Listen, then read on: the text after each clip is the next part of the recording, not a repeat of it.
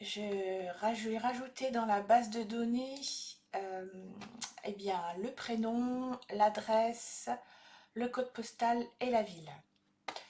Pour les rajouter, vous les mettez en valeur possible nulle. Tenez, vous avez déjà des informations dans votre base de données. Il n'acceptera pas des champs qui sont requis d'office puisqu'ils n'ont pas été mis pour les premiers enregistrements. Donc vous mettez bien qu'on accepte le nul de façon à pouvoir les insérer. Donc j'ai fait ça. Ensuite, j'ai un peu rangé mon code. J'ai ouvert un dossier user où là j'ai mis la connexion, l'inscription, la déconnexion, la liste des salariés et le tableau. J'ai ouvert un dossier client dans lequel je vais faire le CRUD, donc je vous expliquerai après.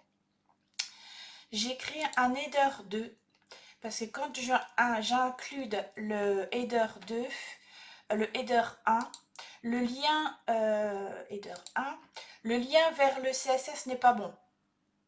Donc du coup, j'ai créé un header 2. Étant donné que je suis dans des dossiers, il faut que je sorte 2 fois. Un point, c'est un retour en arrière d'un étage. Donc du coup, j'ai créé ce header 2. Ensuite, dans mes navbars, j'ai fait des petites modifications aussi. À savoir, là, les liens, je les ai changés, j'ai mis les liens corrects puisque j'ai mis dans des dossiers, donc forcément c'est plus bon, enfin c'était plus bon. Le navbar 2, j'ai fait la même chose. Alors dans le navbar 2, il faut savoir qu'avec le location, par exemple dans liste salariée, voilà, location, là je peux mettre directement connexion.php parce que c'est dans le même dossier. Vous regardez, quand je suis sur liste salariée, voilà, je suis dans le même dossier que connexion, donc ça je peux. Par contre, lorsque vous êtes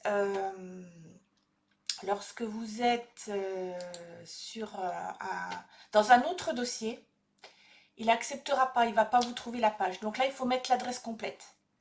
HTTP, le nom de votre domaine.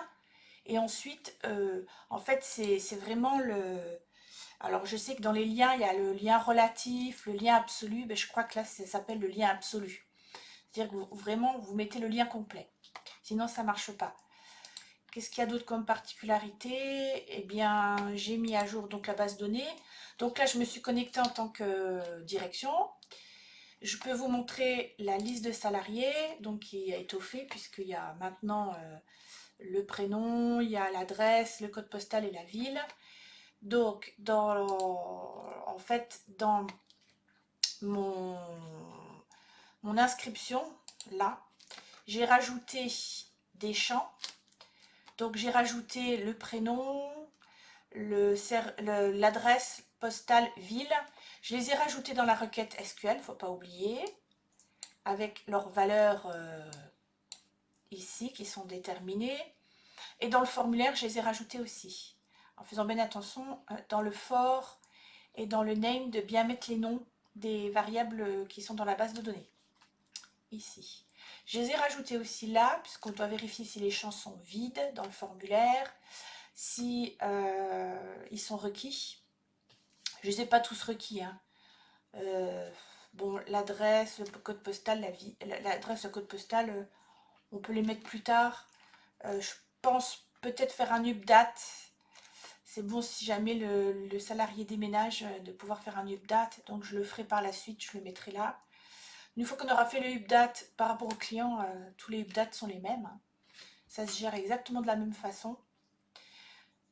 Donc je vais vous montrer aussi que je peux accéder à la saisie client. Voilà, donc j'ai déjà fait un petit début pour avancer. Donc dans saisie client, j'ai bien aussi ma gestion de la couleur noire en fond pour savoir qu'on est sur la page de la saisie client. Et là, je ferai apparaître le formulaire. Donc là, j'oublie pas d'ouvrir la session Start, parce que je vais en avoir besoin dans mon Navbar 2. Étant donné qu'il doit savoir si je suis connectée ou pas. Ensuite, je vais vous parler du CRUD. Donc ça, je pense que dans toutes les vidéos, vous devez le voir. Le CRUD, c'est créer, create, read, lire, update, modifier, delete, supprimer. Donc dans les requêtes SQL, pour le créer, on met insert into. Dans le lire, on met select étoile from. Dans le modifier, on met update et on met le set pour savoir les champs qui doivent être modifiés. Et le supprimer, c'est delete. Là, dans ma gestion client, pour les champs que je vais utiliser dans la base de données et dans mon formulaire, il y aura la date. C'est particulier la date, je vous expliquerai après, il y a une petite particularité. Numéro client, le nom du dirigeant, le prénom, le nom de l'entreprise, le SIRET, l'adresse postale, ville, téléphone et mail. Donc on va déjà créer dans la base de données ces informations en créant une nouvelle table que je vais appeler client avec un ID qui est auto-incrémenté. Ensuite,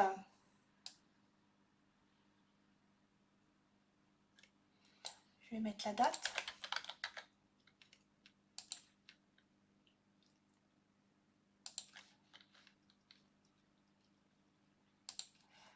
Ensuite, je vais mettre le numéro client.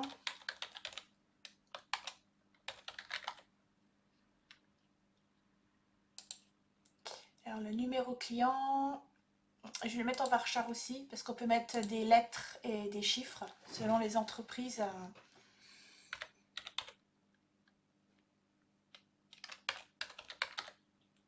La gestion est des fois différente.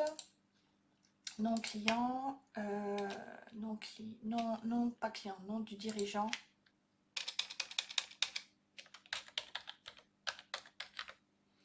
Nom du dirigeant. Alors, je crois que là, je ne vais pas mettre de majuscule. Nom dirigeant. Ensuite, le prénom. Donc, c'est du varchar. On va mettre 100, c'est suffisant. Ça prendra moins de place dans la base de données. Numéro de client. 100 aussi, c'est suffisant. La date, je le gérerai après. Je vous expliquerai. Ensuite, c'est nom d'entreprise. Je vais faire ça comme ça. Nom.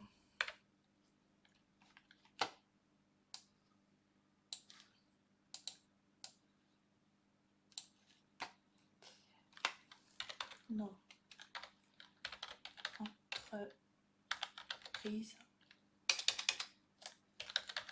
Après, on peut mettre des...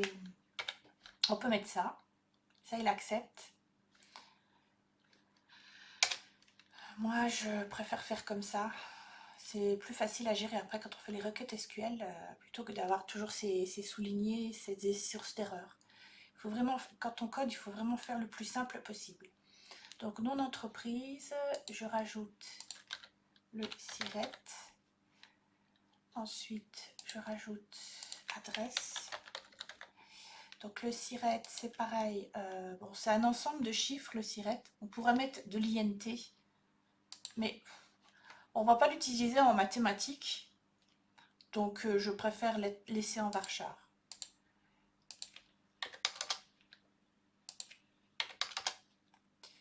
Adresse. Alors là, on va mettre du texte, parce qu'une adresse, elle peut être longue. Ensuite, postale. Postale, c'est pareil. On va rien faire, on va pas l'utiliser.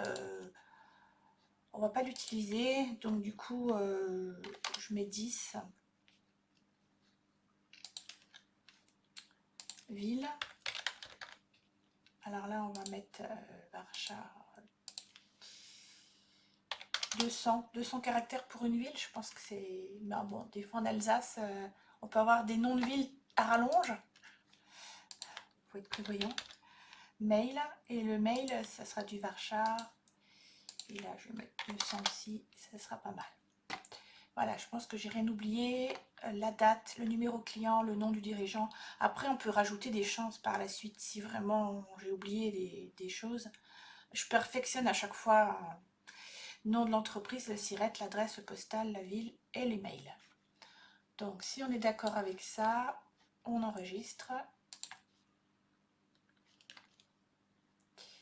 Alors là, j'ai recommencé cette table de clients en mettant donc la date qui, je le rappelle, on le laisse en varchar.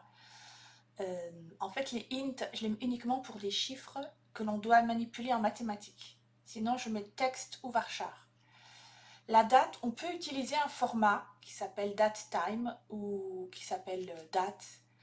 Mais comme dans mon formulaire, déjà, bien souvent, ça dysfonctionne. J'ai beaucoup de soucis avec le datetime.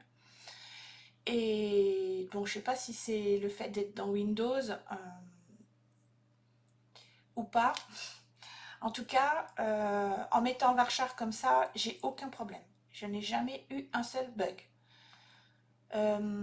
Et puis, ça permet de vouloir rentrer la date de la manière qu'on souhaite dans le formulaire. C'est pareil, suivant les entreprises, il y en a qui mettent des dates avec l'année complète 2022, il y en a qui mettent que 22, enfin il y a des formats tellement différents qu'en fait en mettant le varchar on n'a pas de souci par rapport au format. Je vais faire maintenant mon formulaire, donc je laisse ma fenêtre ouverte de façon à avoir les champs, parce que je vais en avoir besoin pour remplir le formulaire. Et le formulaire en fait, je vais aller dans inscription, je ne vais pas m'embêter, je vais faire un copier-coller parce que j'ai déjà fait un formulaire là.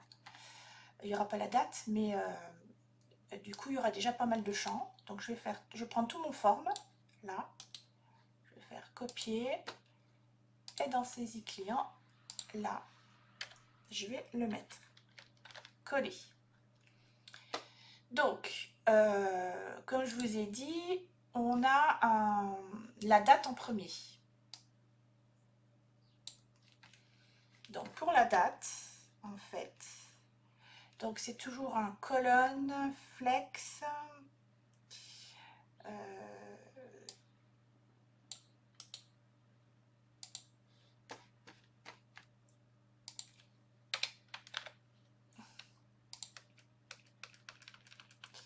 alors il m'énerve parce qu'à chaque fois il ne respecte pas l'indentation, parce que mon forme il devrait être là, voilà.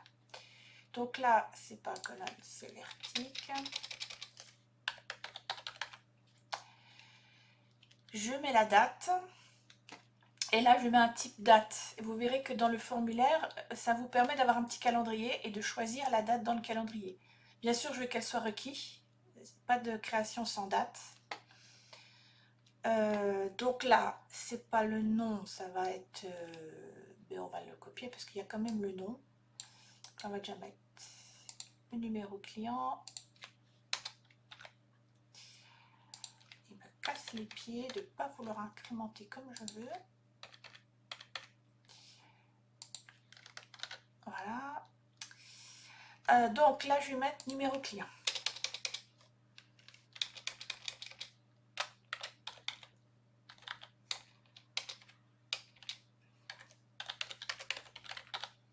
Numéro client. Là, numéro client. Et vous voyez que là, étant donné qu'on doit mettre le même nom de champ, si on mettait des barres de souligner, vous voyez le bizarre que c'est, numéro, voilà, vous voyez, il y a des risques d'oublier. Moi, je mets tout à coller, je mets même pas de majuscule, comme ça, il n'y a pas de souci. Donc là, c'est du texte. Ensuite, le numéro client, c'est bon. Numéro client, numéro client, numéro client. Ensuite, il y a nom du dirigeant. Donc là, on va mettre nom dirigeant. pareil, copier-coller, hop, comme ça, on est sûr que c'est le même. Là, mettre, on ne s'adresse pas à la personne, non, du dirigeant, mais c'est un employé qui remplit le formulaire. Donc, il faut être précis, nom du dirigeant, après prénom du dirigeant.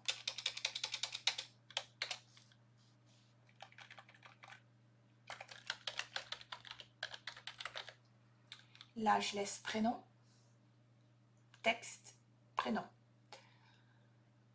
Ensuite, c'est le nom de l'entreprise.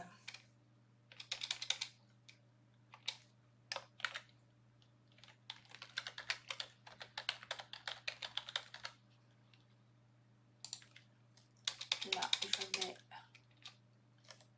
mon entreprise.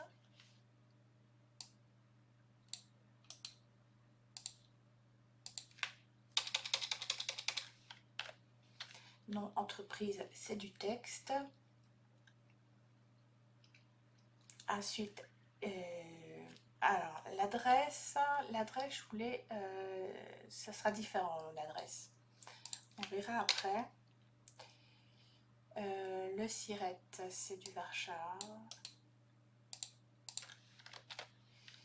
C'est du Warschau aussi.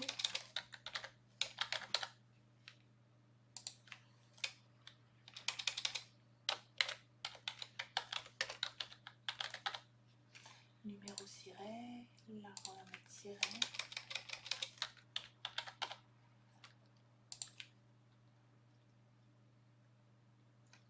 Ensuite, adresse. Et là, on va mettre un textariat.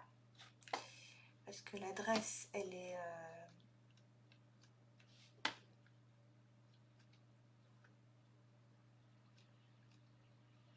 elle peut être longue, l'adresse.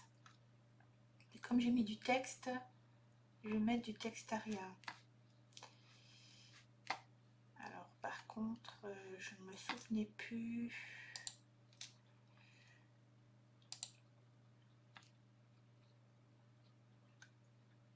Je ne me souvenais plus les attributs qu'on en pouvait mettre.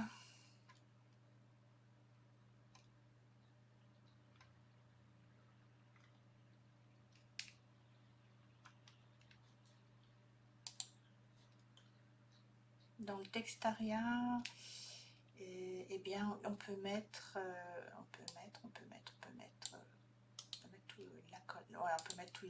tous les attributs. Donc, j'en étais à l'adresse, là. Je rechoppe dans un... Enfin, je repique dans un autre code. Alors, moi, j'ai mis vertic, là. Un code que j'ai fait moi-même, hein. Classe. En fait, là, j'ai pas, c'est pas margin 20 que j'ai mis.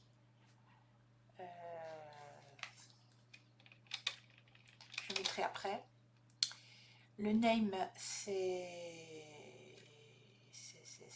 pas texte, c'est adresse. Là, c'est adresse.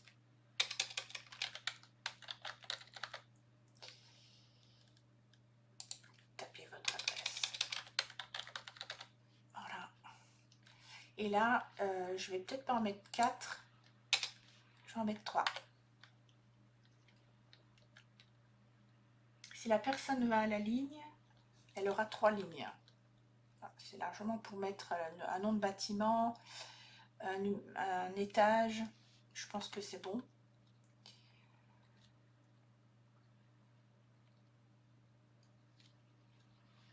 Il est requis. Donc, tapez votre adresse en placeholder. Là, il y a 33 colonnes et il y a 3 lignes. J'ai bien mis adresse pour le name et adresse pour le label. Là, c'est pas texte, c'est adresse. Voilà. Alors j'avais mis sur un autre programme, j'ai mis des petites étoiles et j'avais marqué en bas les champs qui étaient requis. On peut faire ça. Après, c'est...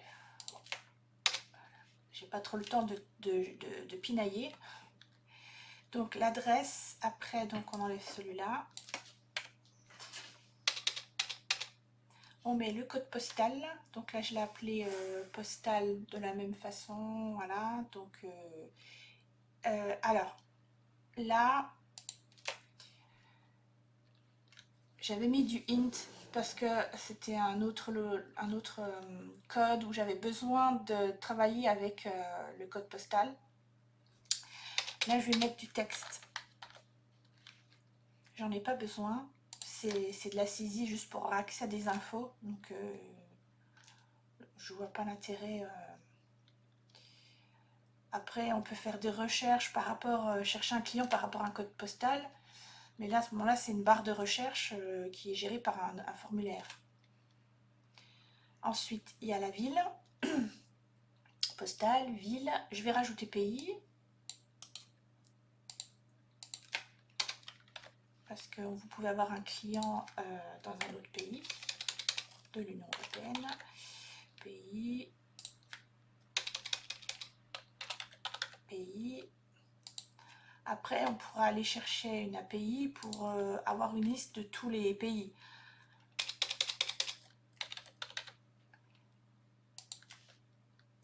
Voilà, ensuite il y a le téléphone et ensuite il y a le mail. Alors ça je vais dupliquer. Donc là, le téléphone.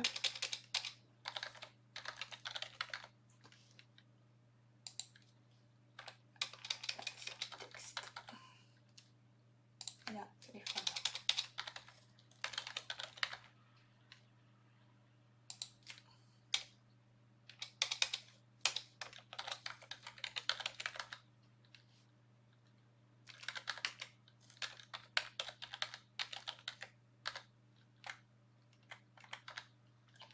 Et là, mail.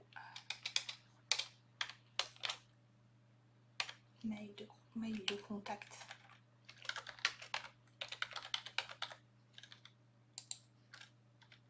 Voilà, je vérifie. Alors, j'ai bien la date qui est en type date. J'ai bien le numéro client qui est en texte, le nom du dirigeant qui est en texte, le prénom qui est en texte, le nom de l'entreprise qui est en texte, le siret qui est en texte, l'adresse qui est en textaria, puisque là j'ai mis texte. Ça veut dire qu'on accepte plus que 255 caractères, puisque le varchar, le maximum, c'est 255. Après, donc j'ai bien mis name, adresse, et là le fort adresse. Ensuite, il y a le postal. Postal, c'est en texte. Ensuite, il y a ville, c'est en texte. Pays, c'est en texte. Téléphone, c'est en texte. Là, c'est pareil, le téléphone, il y a plusieurs façons de saisir. Il y en a qui mettent des points entre les chiffres, les groupes de 2. Il y en a qui vont mettre 33 avant avec l'indicatif et qui... Voilà, donc en fait, je mets un varchar comme ça, il acceptera toutes les façons de le saisir. Parce que d'une personne à l'autre, on n'a pas les mêmes façons de... Voilà, et type email, c'est le type email. Là, il faudra que je le gère autrement l'adresse parce que comme j'ai pas le classe contrôle, et ben je vais classe contrôle, je vais mettre. Du coup, il risque de ne pas. Je vais mettre un pas 10 aussi, de ne pas l'afficher de la même façon que les autres. Voilà. Donc j'ai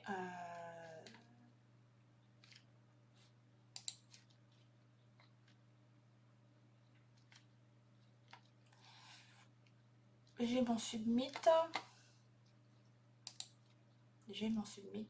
Et ben on va mettre le footer et puis c'est bon. Je vais vérifier que les diffs sont bien fermés.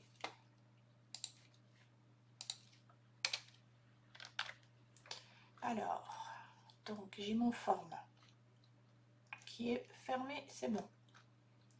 Et j'ai mon diff formulaire client qui est fermé. Donc là, ça devrait être bon.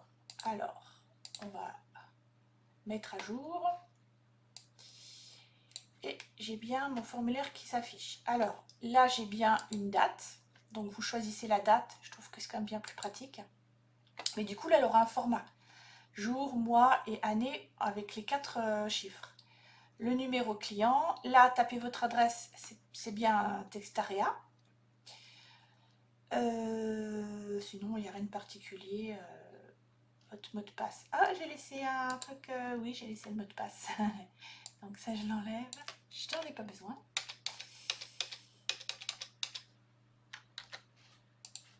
C'est quand on fait du copier-coller. Voilà. Donc mon formulaire est prêt. Et j'ai juste à paramétrer le titre. Paramétrer le titre. Et en fait, faudrait que je mette titre là. Parce qu'il va se répéter sur tous les formulaires et je ne vais pas à chaque fois être obligée de... Et dans mon CSS, à la place de...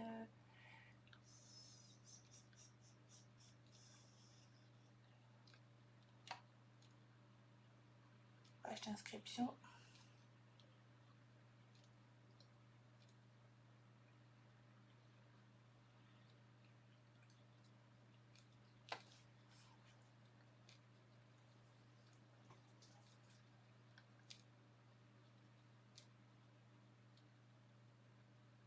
C'était titre formulaire que j'avais mis. Donc là, je vais remettre pareil. Titre formulaire.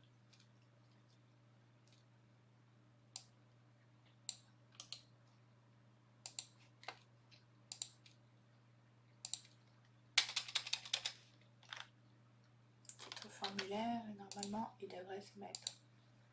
Voilà, correctement. Donc mon formulaire est prêt.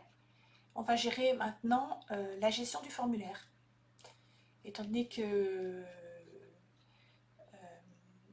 ça se gère sur la même page, on va le gérer dans notre PHP en haut. Donc, toujours pareil, on vérifie que la personne est connectée parce qu'elle pourrait dans l'URL, là, mettre, si elle connaît le code, mettre client, saisie client et tomber sur cette page. Normalement, le navbar ne devrait pas s'afficher puisque si elle n'est pas connectée, le navbar ne s'affichera pas. Mais elle pourra quand même accéder au formulaire et ça, on ne veut pas. Dans ma liste de salariés, donc j'avais mis ce code qui va se répéter. Je pourrais presque le mettre dans une classe. Là, je fais vraiment très simple. Mais après, on peut mettre dans une classe et appeler la classe. Puisque ça se répète sur chaque page. On le fera à la fin.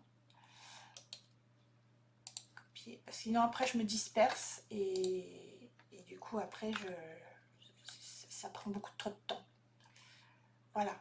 Donc, si la personne n'est pas connectée, pouf, on l'envoie sur le formulaire de connexion. Sauf que là, toujours pareil, le formulaire de connexion n'est pas sur place. Donc, on va devoir faire comme dans le navbar. Alors, c'était dans le navbar 2. Voilà, il faut mettre l'adresse complète. Copier. Et là, je vais mettre l'adresse complète, sinon ça ne marchera pas. Voilà. Parce qu'on n'est pas dans le même dossier. On est dans client et la connexion est dans user, dans le dossier user. Donc ça c'est fait. Ensuite, qu'est-ce qu'on va gérer? on va gérer le poste en fait. On va se demander est-ce que dans le poste il y a bien les champs titres, enfin les champs qui sont demandés. date, etc. Enfin, tous les champs du... Alors, c'est parti. Avec un if.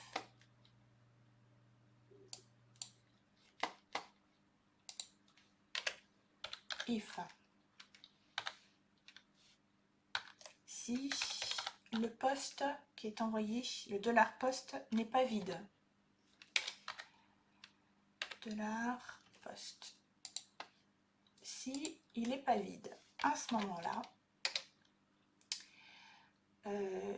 normalement il ne sera pas vide, il ne pourra pas être vide parce que je mets toujours requis. Donc quand c'est requis, l'HTML, mais bon, il peut y avoir une injection là. Il suffit de mettre un point d'interrogation, de mettre le nom des champs avec égal et la valeur, et là vous injectez des données, hein, sans passer par un formulaire. Donc il faut voir si la personne a validé, on essayera, on validera sans... On va mettre un point d'interrogation là et on va valider, sans mettre de données. Je ferai des essais après. Et if, et là on va vérifier si... Alors, je mets tout de suite mes accolades, comme ça j'ai pas de soucis. Alors là, si les champs existent, les champs du formulaire, par le poste, si on fait une injection par l'URL, et ben ça n'existera pas, donc ça va faire barrage. Donc là c'est $, poste, et là on va mettre des crochets et les champs. Donc ça je vais le répéter autant de fois qu'il y a de champs. Donc du coup il y en a, je suis pas dans le bon, je suis dans liste salariée, donc c'est pas bon. C'est dans saisie client que je devais être, voilà. Je me disais c'est bizarre, ça ressemble pas.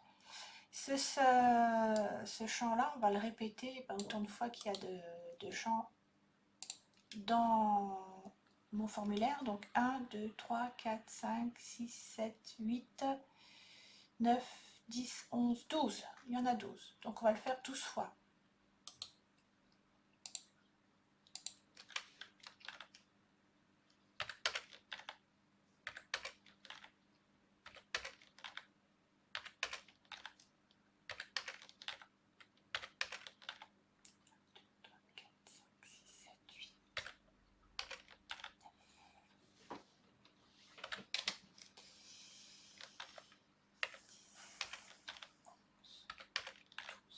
Voilà, 12 fois.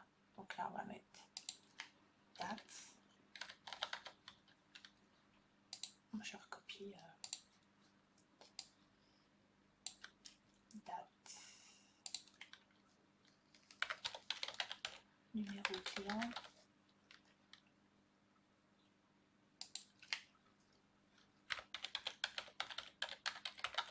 nom dirigeant,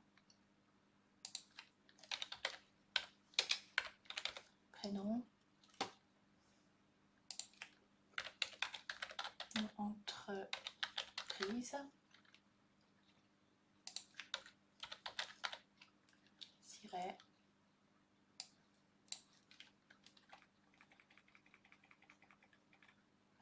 après siret c'est adresse, ville,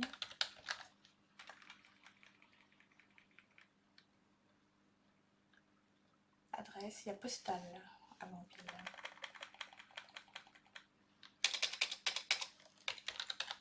Postal,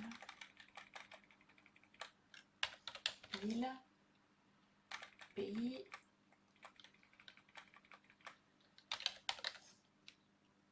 téléphone,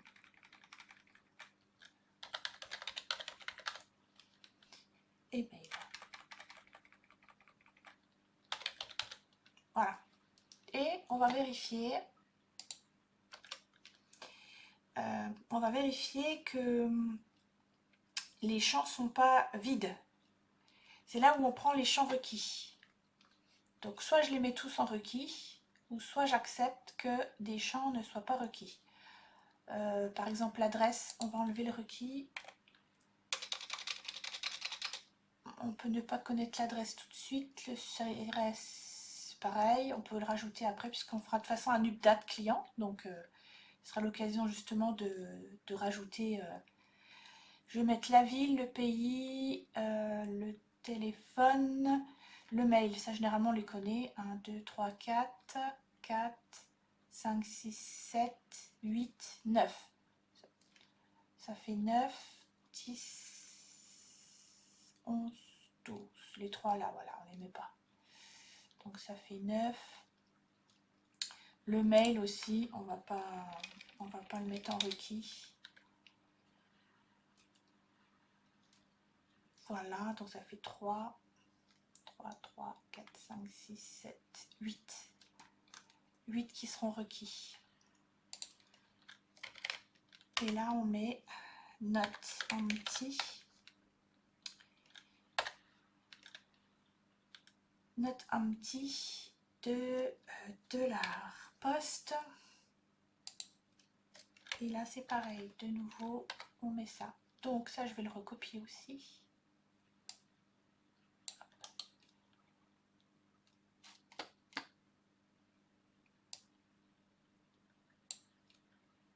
Je vais le recopier, mais avec le « est », comme ça. Faut pas que je prenne la parenthèse. Copier. Voilà.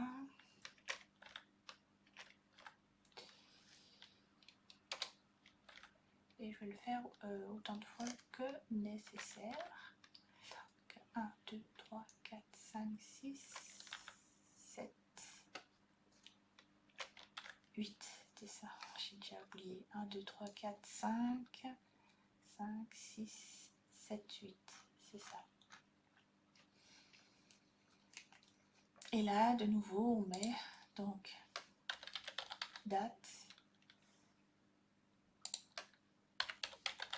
numéro client,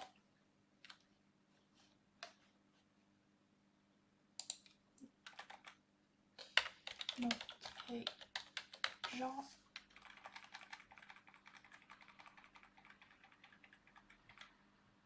le prénom, oui, ça humanise les choses quand on met les prénoms. J'avais dit non, le siret. Donc il y a nom dirigeant, prénom, nom d'entreprise.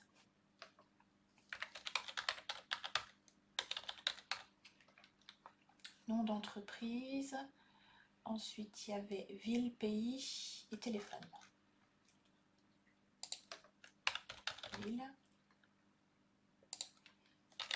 pays,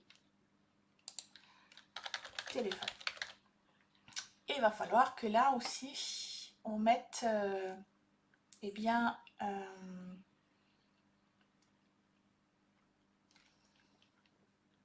qui peuvent être nuls. Ça, on sera pas embêté. Parce que si lui, il attend des informations qu'on ne les met pas, il va nous faire barrage. Donc, là, ça c'est requis, c'est requis, c'est requis, c'est requis, c'est requis. Le siret, on va mettre, il peut être nul. L'adresse, ça peut être nul. Faut être cohérent en fait, hein. Quand on fait d'un côté d'une façon, il faut faire de l'autre côté de la même façon.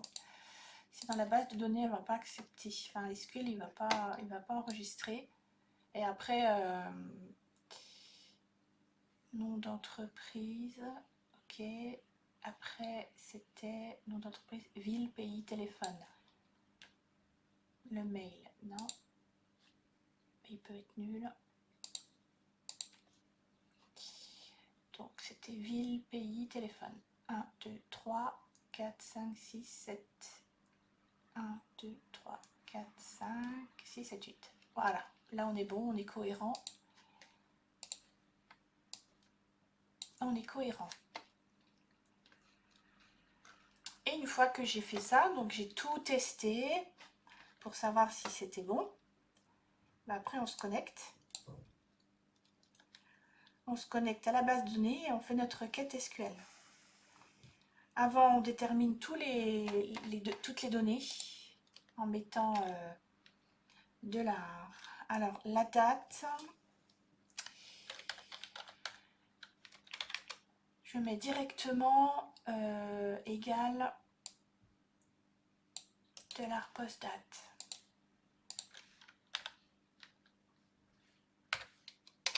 Je ne fais pas de traitement dessus, j'enlève pas les... parce qu'elle a déjà un format particulier qui est imposé.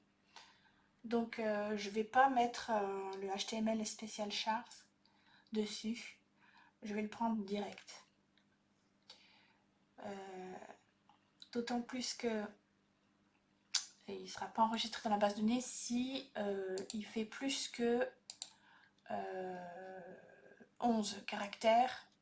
Je ne sais pas ce qu'on peut injecter 11 caractères, on ne peut pas mettre un grand code. Donc, $. Donc après, c'est numéro. Alors, je marquais numéro. $ numéro égal. Et là, par contre, je mets HTML chars 2. Et on ira chercher le numéro.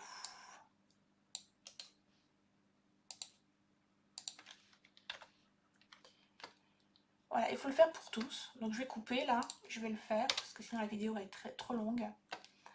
Et j'ai pas de choses particulières parce que j'ai pas de chiffres. Parce que quand on a des chiffres, il faut préciser qu'on veut en INT. Mais là, il n'y a rien de particulier étant donné que c'est que du string. Donc voilà. Quand j'aurai fait tout ça, après je fais un require once. Je requiers alors là c'est pareil, il faut faire attention, il faut sortir 2 fois, je suis dans saisie client, je sors 2 fois, après je rentre dans service et je vais dans connect.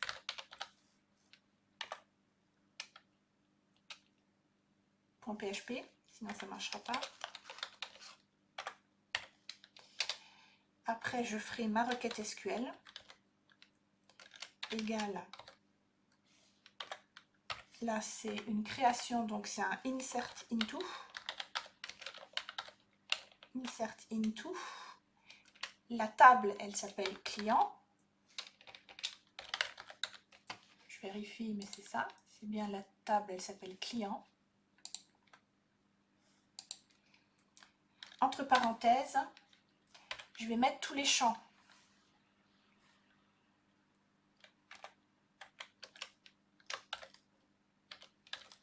Value. Et là, je mets les valeurs.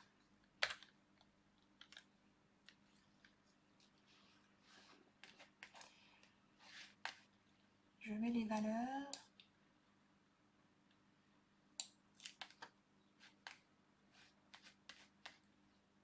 Ensuite, c'est toujours pareil. C'est on fait un $query. Ça aussi, je pourrais le mettre. Je pourrais le mettre en fait dans le service. Étant donné que ça s'est répété, je le ferai après. Je vais simplifier le code au maximum après pour mettre des includes. Parce que là, on peut mettre, on a connect, mais aussi on peut mettre une fonction qui permettrait d'ajouter le $query qui se répète partout égale $db prépare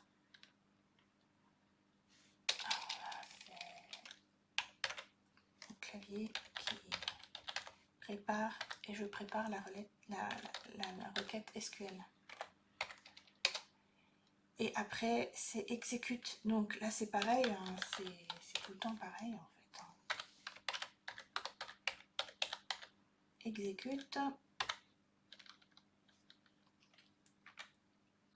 Après, une fois qu'il est exécuté, saisie client, on peut penser que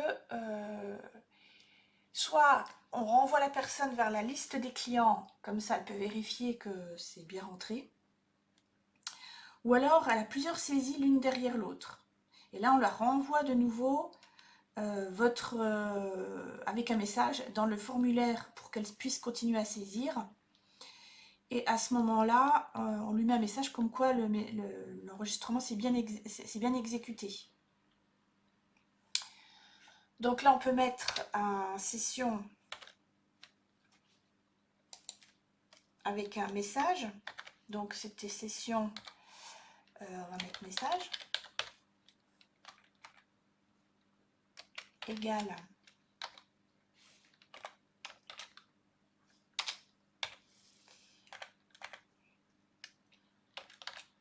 enregistrement, création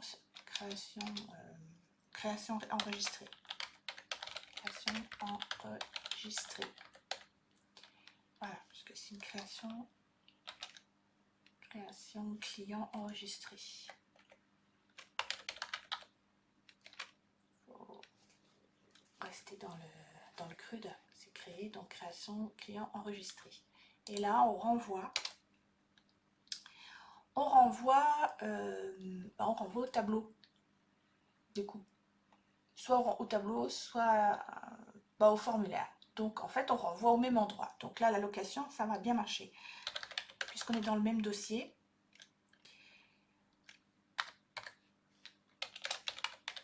Location. Alors là, donc on est dans saisie client. Et on retourne dans saisie client.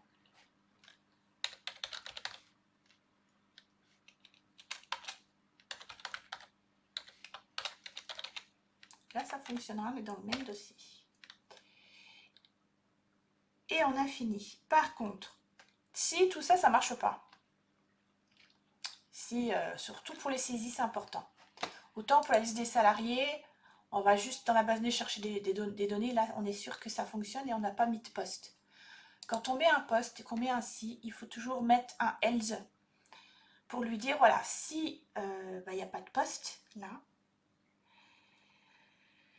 et s'il n'y a pas, les champs ne sont pas remplis, qu'est-ce que je fais? On va mettre un else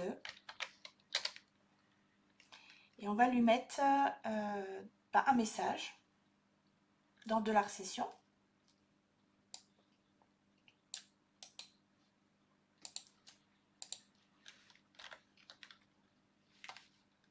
Et là, on va mettre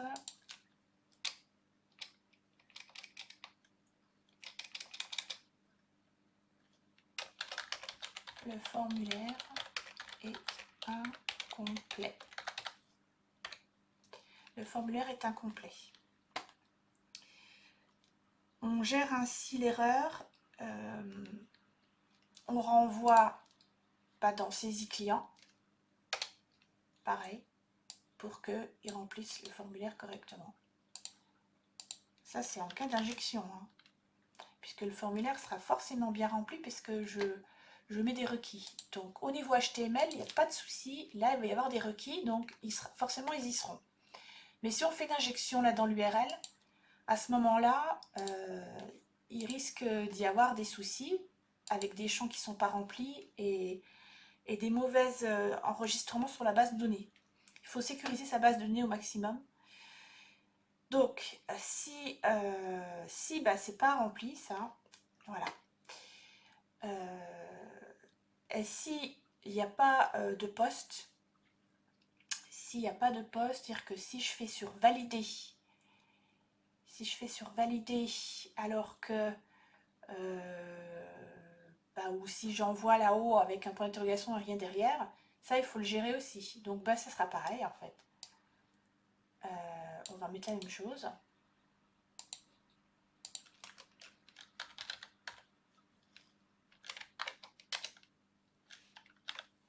On va mettre un message et on va renvoyer à la saisie client.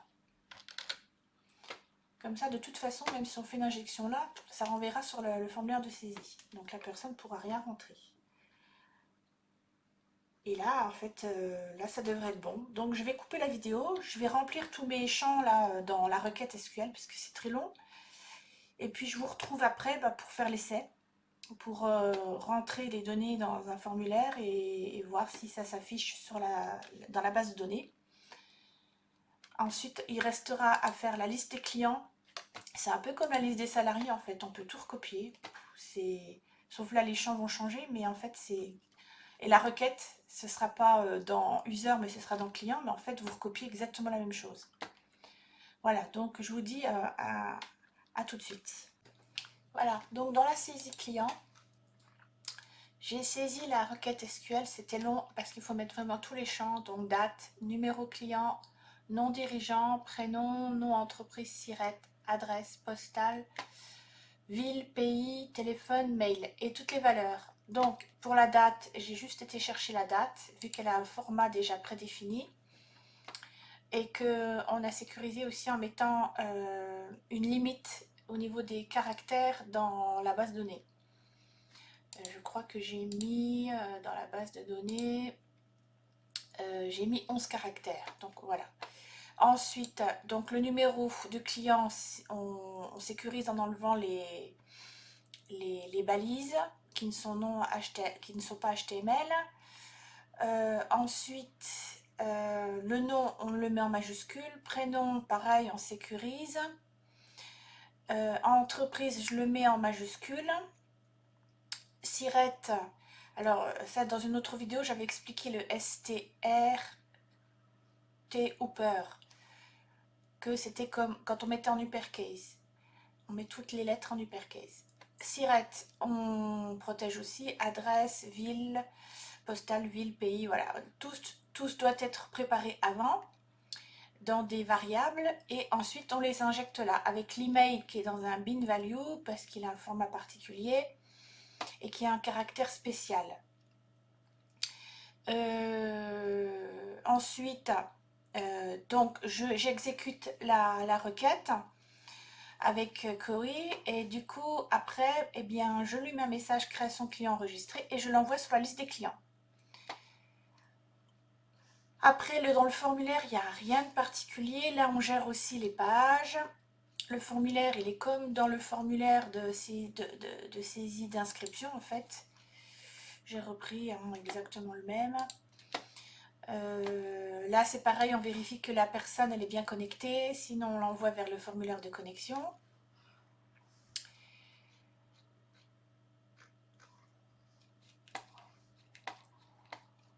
Voilà, donc on va faire l'essai.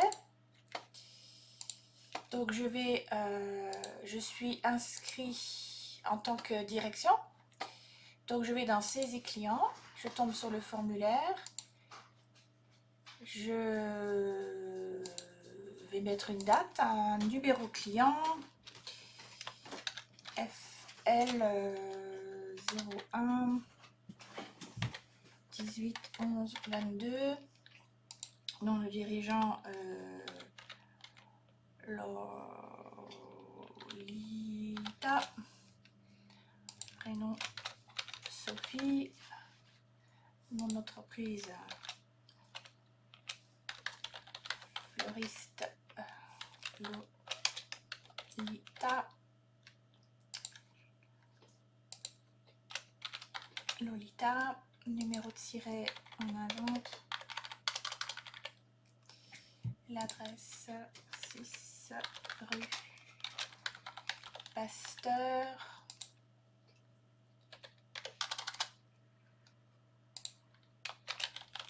Paris. Là on met France. Téléphone.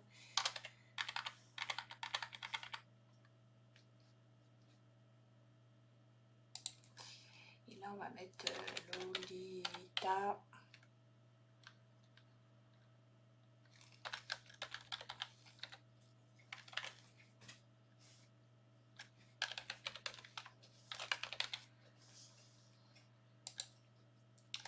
Voilà. Là, on est redirigé. On est redirigé vers, alors, dans la saisie client. Lorsque tout fonctionne bien, lorsque ma requête elle est exécutée, on me renvoie vers liste client. Et liste client, donc je l'ai déjà codé, je vous expliquerai après. On peut mettre un message d'information. Là, dans le message d'information de la session, je crée un nouveau champ dans session qui s'appelle info. Et là, je lui bascule création client enregistré. Là, je vais le récupérer. J'ai une session start qui est ouverte. Je vais récupérer si dans session il y a quelque chose, dans session le champ info il y a quelque chose, alors je l'affiche. Et après, je le remets à 0. Et ça fonctionne parce que là, c'est bien marqué message d'information, création client enregistré. Et vous avez votre liste qui apparaît. Alors pour la liste client, c'est tout à fait pareil que la liste salarié. C'est la même fonction. Liste salariée, on avait fait un select étoile from, le nom de la table, order by, et puis le champ que l'on veut ordonner. Et là, dans liste client, c'est pareil, on regarde si l'utilisateur est connecté, on se connecte à la base de données, select étoile from la table client, order by, et là mon champ, je voudrais que ce soit le nom du dirigeant, qu'il soit par ordre alphabétique, voilà. Donc là j'ai bien par ordre alphabétique le nom du dirigeant. Ça me permet de rechercher plus facilement un nom. Tandis que là c'est un client, quand on va faire des recherches, je pense que c'est par client qu'on va rechercher. Ensuite, donc on a le titre, toujours pareil, hein, le titre qui apparaît en haut, liste des salariés, le header, le logo, tout le reste c'est pareil. Et l'affichage, eh bien là en fait, on lui met le résultat fetch all, parce qu'il y a plusieurs lignes. Le résultat de la requête, des données récupérées, on le met dans une variable client. Et là, on lui met un forage, un tableau, pour qu'il fasse chaque ligne, en allant chercher dans l'objet client toutes les lignes. Et puis après, ben, on les insère, ce sont des objets. On ferme le tableau pour fermer la boucle, et après on met le footer. Voilà.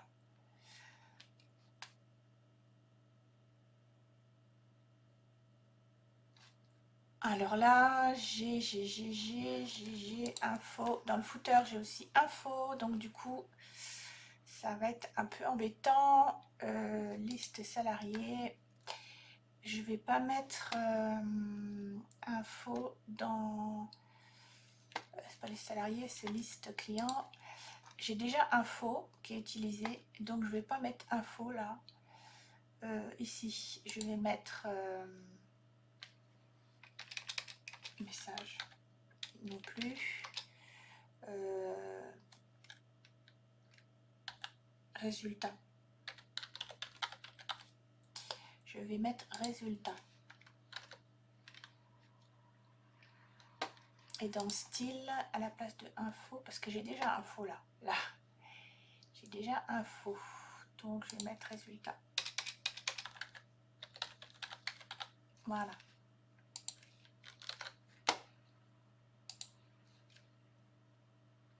C'est juste par rapport au CSS.